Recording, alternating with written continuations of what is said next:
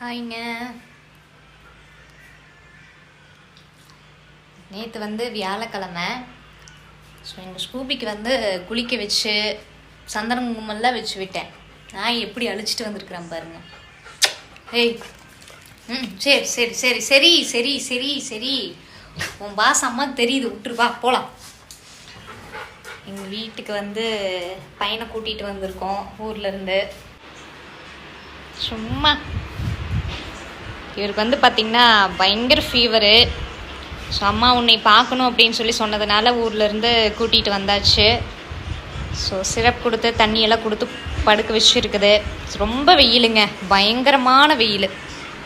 இந்த சித்திர வெயிலோட்ட இருக்குங்க, பார்த்தீங்களா?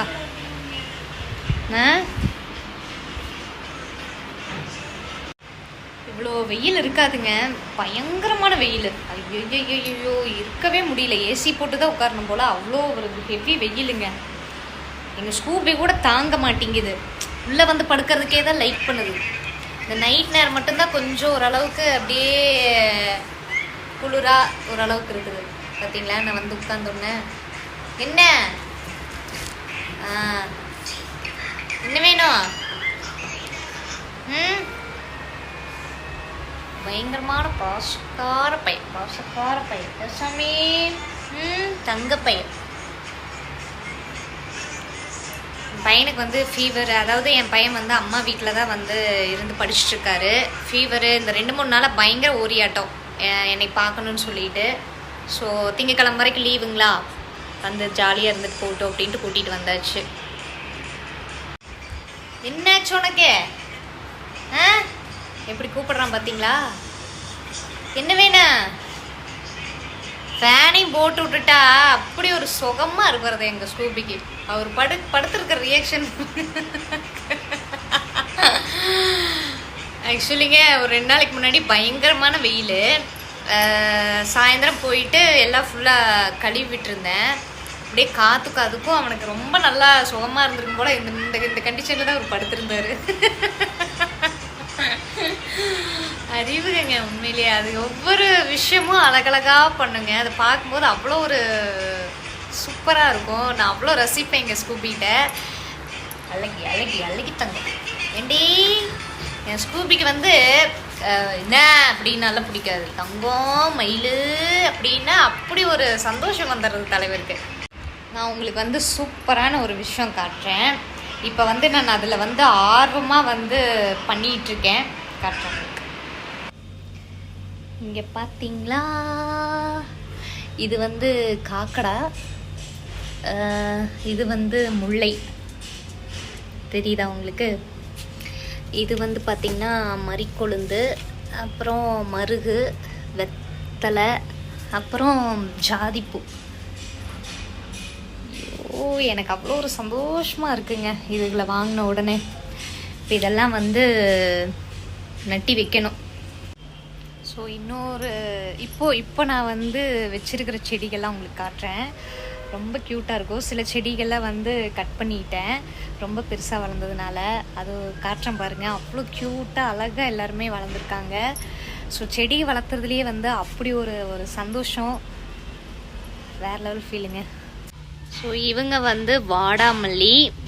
பக்கத்தில் நெய்பர் வந்து ஒரு மாடி தோட்டமே வச்சுருக்காங்க. அப்புறம் அவங்கக்கிட்ட சொன்னேன் எனக்கு வாடாமல்லி வந்து வைக்கணும் அப்படின்னு சொல்லிட்டு ஆசைன்ட்டு. ஸோ அவங்கக்கிட்ட பறித்து இப்போ 2 நாள் ஆயிடுச்சு இவங்களை வச்சு.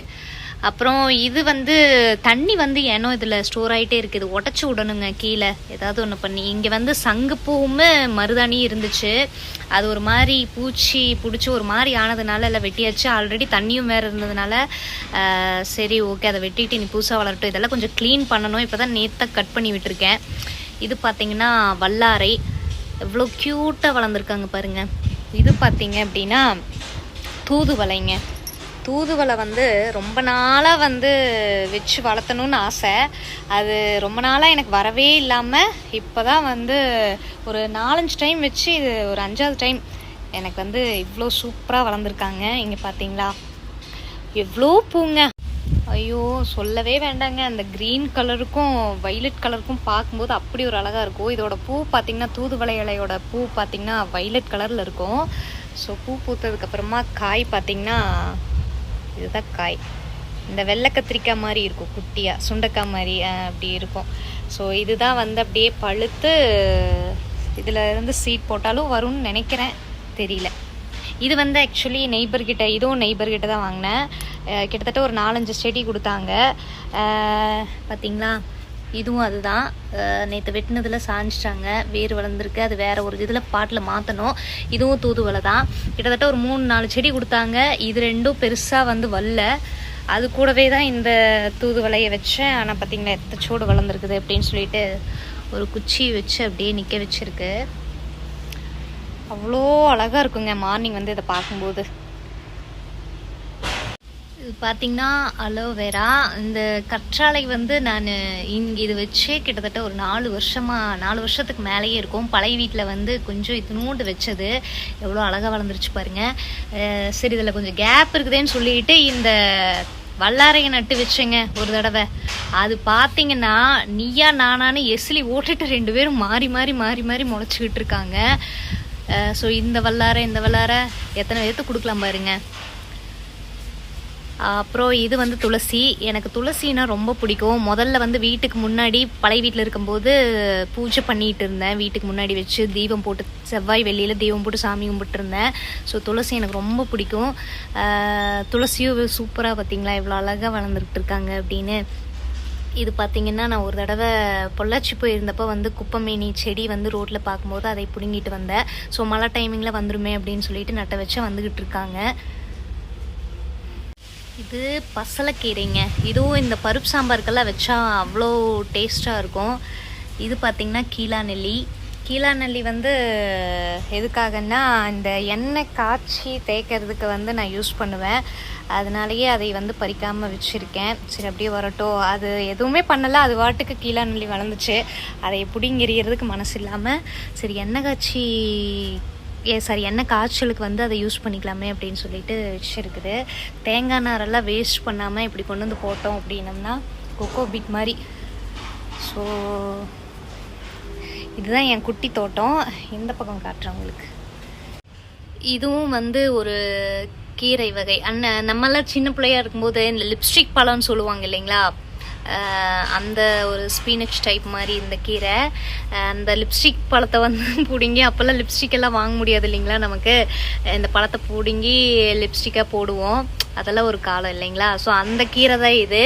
இந்த பாட் வந்து இதுலேயும் என்னென்னு தெரியலைங்க, தண்ணியே இப்படி தேங்கி நிற்குது அப்படின்னு சொல்லி யாராவது சொல்லுங்கள், எனக்கு தெரியல. அதனால இதை வந்து சாய்ச்சி வச்சுருக்கிறேன். சாய்ச்சி வச்சதுக்கப்புறமா வந்து நல்லா வளர்றாங்க. அதுக்கு முன்னாடி பார்த்தீங்க அப்படின்னா தண்ணி இருந்துட்டு இருந்ததுனாலயே நீ ஓட்டை போடணும், அதை ஃபுல்லாக வெளியில் எடுக்கிற மாதிரி ஏதோ பண்ணால் அதுக்கு என்ன வழின்னு நீங்கள் சொல்லுங்கள். இது பார்த்தீங்க அப்படின்னா மிளகாய் செடி. இது பார்த்தீங்க அப்படின்னா முடக்கத்தாங்கீரை எனக்கு ரொம்ப ரொம்ப பிடிக்குங்க. இதையும் வந்து பொள்ளாச்சி போகும்போது ரோட் சைடில் பார்க்கும்போது எடுத்துகிட்டு வந்தேன். ஒரு 5-6 செடி வச்சு ஒரு செடி தான் வந்து அப்படியே துளிர் விட்டுட்டு இருக்காங்க.